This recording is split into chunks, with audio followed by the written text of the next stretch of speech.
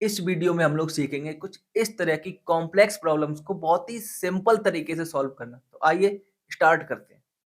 यहाँ पर जनरली आपसे पूछा जाता है टाइम पीरियड ऑफ एसएचएम या फिर कभी-कभी बोल देते हैं कि आपको बताना है angular frequency of SHM.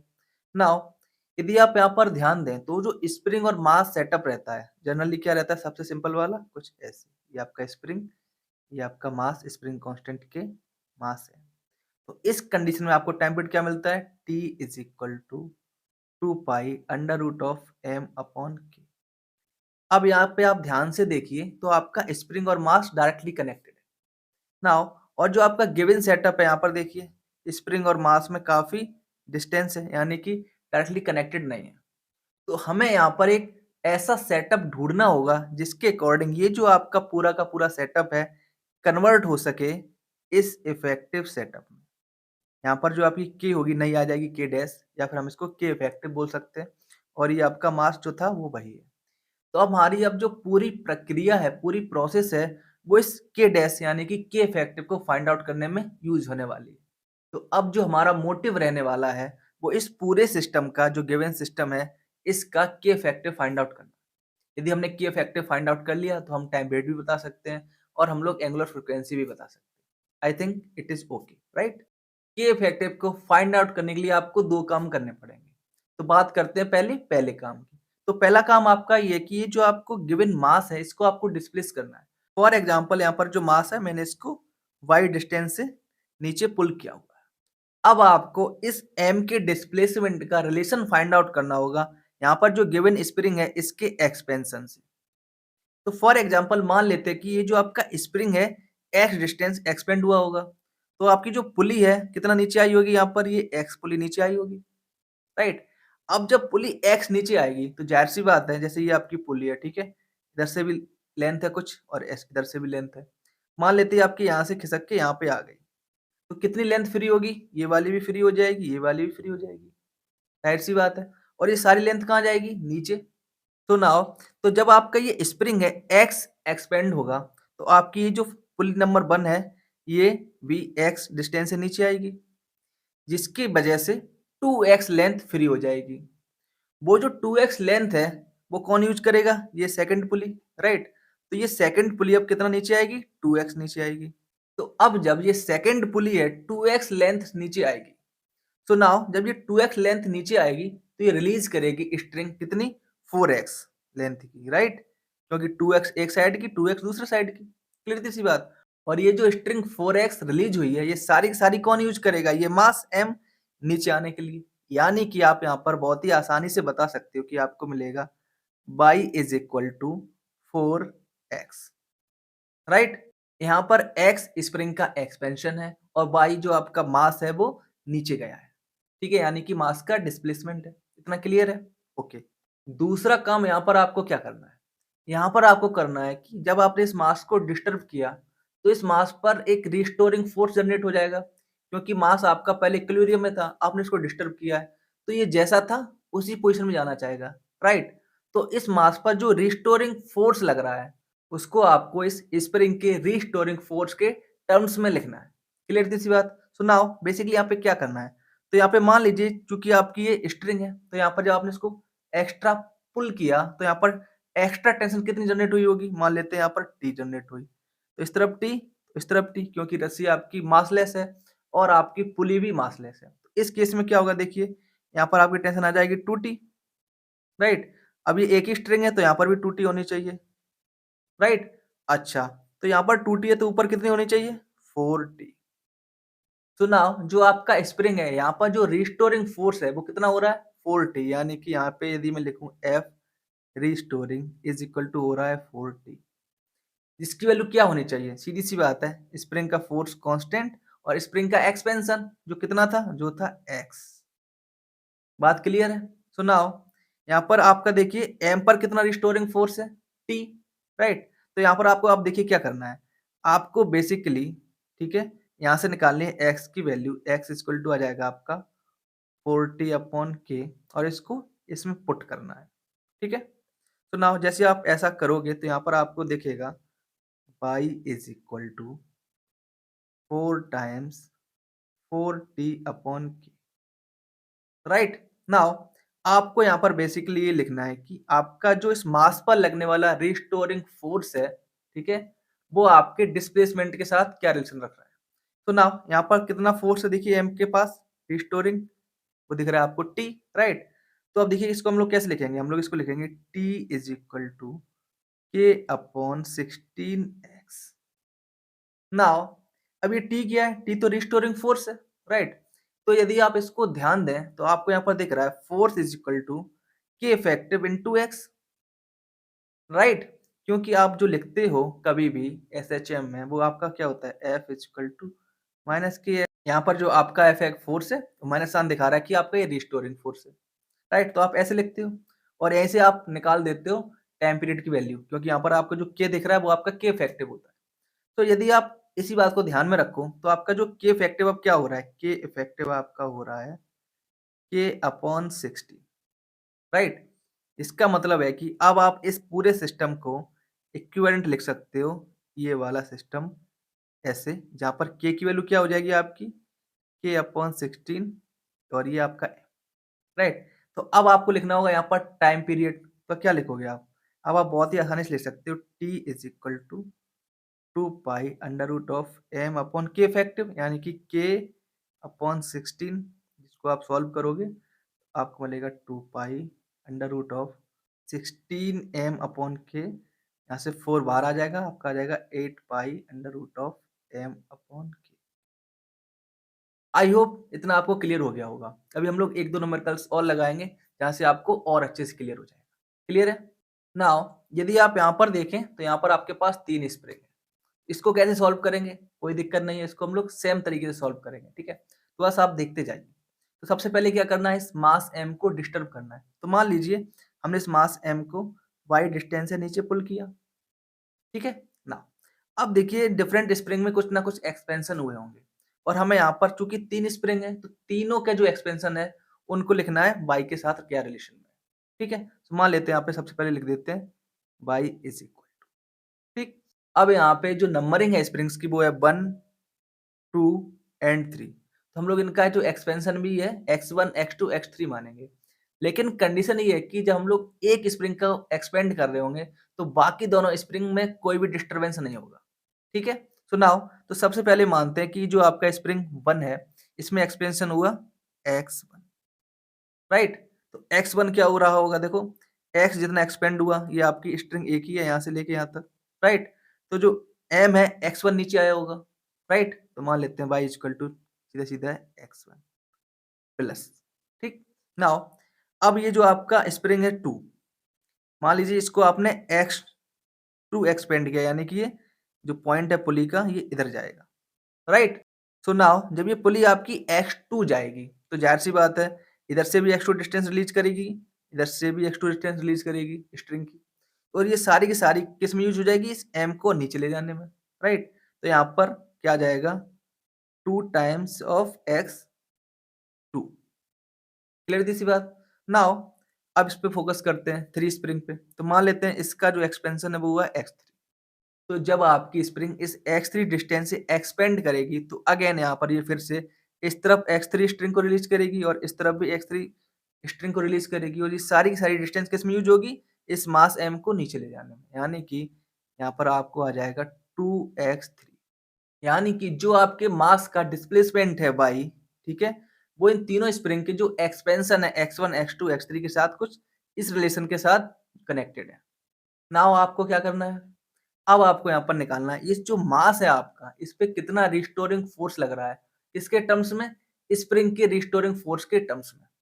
Clear थी सी बात? सो नाउ मान लेते हैं यहाँ पर आपका जो स्प्रिंग है, ठीक है? इस पे यहाँ पर टेंशन थी T। अब ये एक ही स्ट्रिंग है, तो यहाँ पर भी टेंशन T होगी और यहाँ पर भी टेंशन T होगी, राइट? अब आप ध्यान से देखिए, तो यहाँ पर आपका जो स्प्रिंग नंबर 1 है, ये तो इस स्ट्रिंग में ही कनेक्टेड है, राइट? तो ज़ाहिर-सी बात है यदि स्ट्रिंग में टेंशन T है, तो यहाँ पर ये जो स्प्रिंग नंबर 1 है, यहाँ पर जो रिस्टोरिंग फोर्स होगा वो भी क्या होगा? T के बराबर, राइट? तो हम लोग यहाँ पर ऐसे लिख सकते हैं T is equal to K1x, K1x1, ठीक है? अब यहाँ पर आप फोकस कीजिए स्प्रिंग नंबर 2 पर, तो यहाँ पर रिस्टोरिंग फोर्स कितना रह रहा होगा? सीधी सी बात है, इधर T तो यहाँ पर क्या आ जाएगा? 2t, यानी कि आपको मिलेगा 2t is equal to K2 X2, right. Similarly यहाँ पर देखिए स्प्रिंग नंबर 3 पर भी रिस्टोरिंग फोर्स कितना होगा 2t, तो आपको यहाँ पर मिलेगा 2t is equal to K3 X3। अब आपको क्या करना है, यहाँ पर देखिए सीधी सी बात है, x1 की वैल्यू निकालनी है, x1 is equal to t upon K1। Similarly x2 is equal to 2t upon K2, और यहाँ पर वैसे ही आपको मिल जाएगा x3 is equal to 2t upon K3।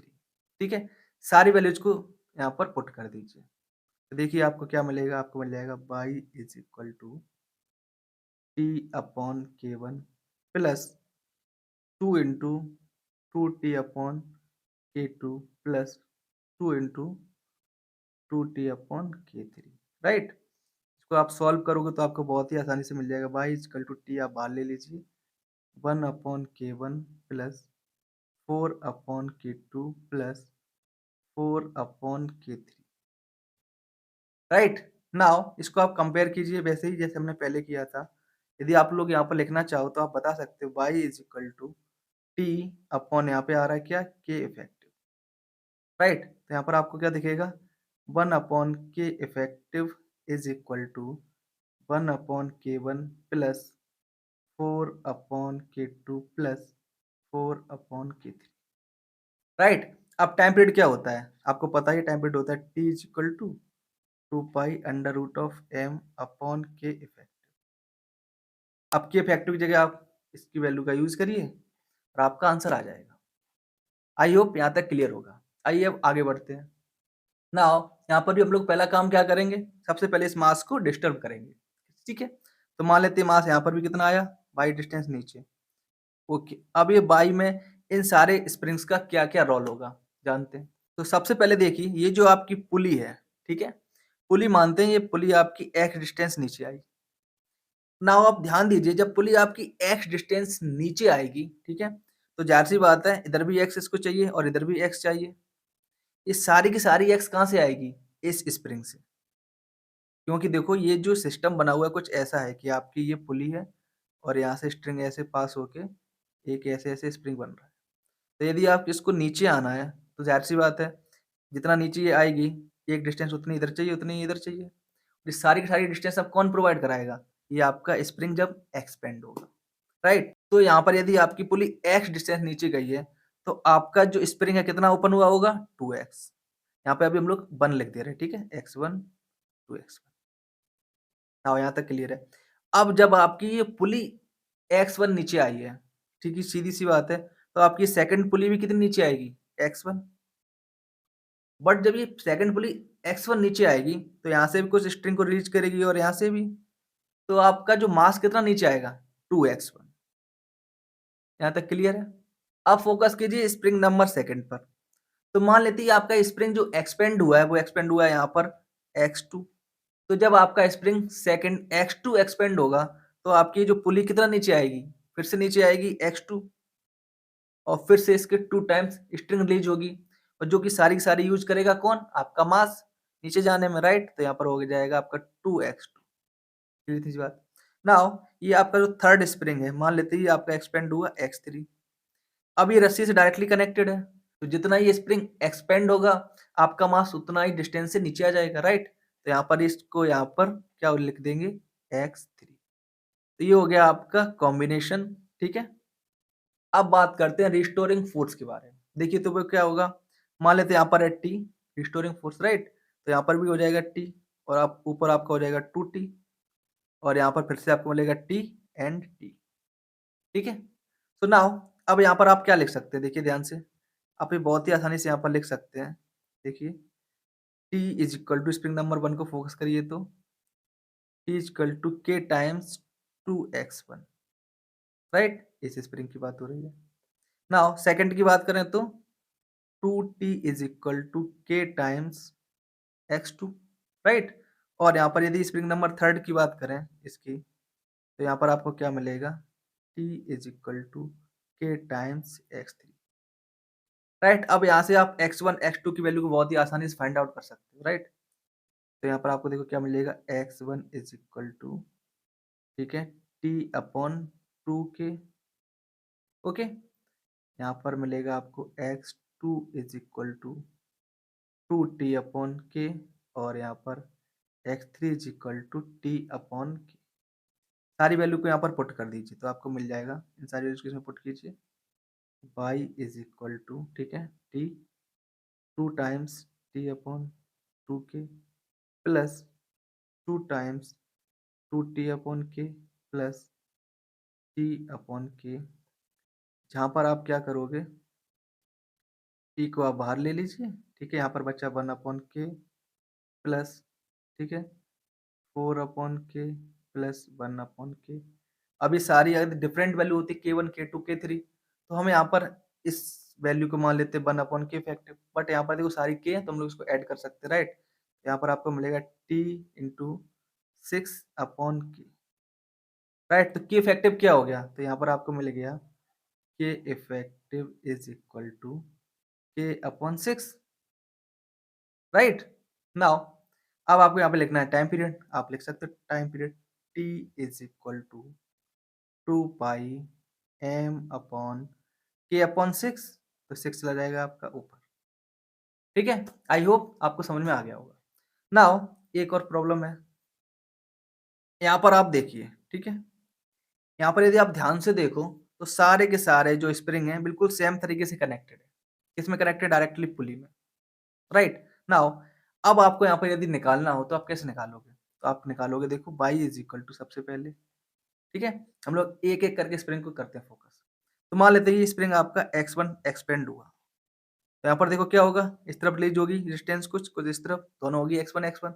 तो यहाँ पर यदि स्प्रिंग 1 x1 एक्सपेंड होता है तो मास कितना नीचे जाएगा, 2x1। बाकी सारे भी देखो एकदम सेम है, तो आपको क्या मिलेगा, 2x1 plus 2x2 plus 2x3 plus 2x4। कोई डाउट, आई होप नहीं होगा। नाउ अब बात करते हैं फिर से रिस्टोरिंग फोर्स के बारे में, राइट। तो यहाँ पर आपकी एक ही स्ट्रिंग है, ये यहाँ से यहाँ तक, तो यहाँ पर टेंशन टी, यहाँ पर टेंशन टी, यहाँ पर टी, यहाँ पर टी, राइट। और स्प्रिंग में कितना हो जाएगा, यहाँ पर 2t, सिमिलरली यहाँ पर भी 2t, यहाँ पर भी 2t और यहाँ पर भी 2t।